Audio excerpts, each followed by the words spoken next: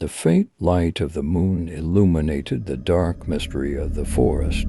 Jake wandered alone on his old property when a strange feeling came over him. He stopped at the side of the road and looked around. He felt that something was wrong, but he couldn't understand what. Suddenly, a strange sound echoed from the depths of the forest. Jake's heart began to race. For a moment, he froze in place. Then he started to walk quickly.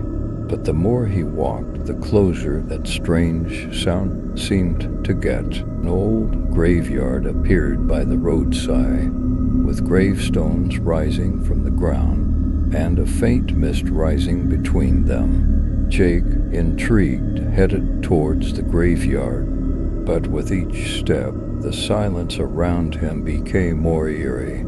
Suddenly, he saw a figure standing in the graveyard.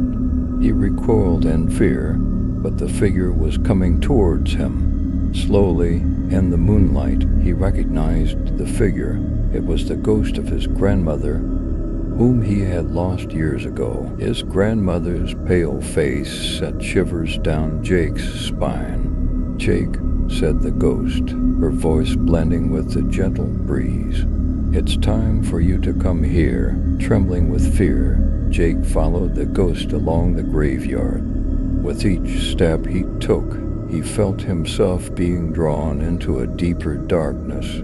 Finally, when they stopped in the middle of the graveyard, Jake was surrounded by an impenetrable darkness. "What should I do?" Jake asked, his voice trembling with fear. The ghost's pale face lit up with a faint smile. "It's your choice, Jake," she said. "Either you face the darkness and fight your own fears, or you'll be lost in this darkness forever." Jake gathered his courage and decided to confront the darkness. He began to walk forward, resolutely, into the darkness.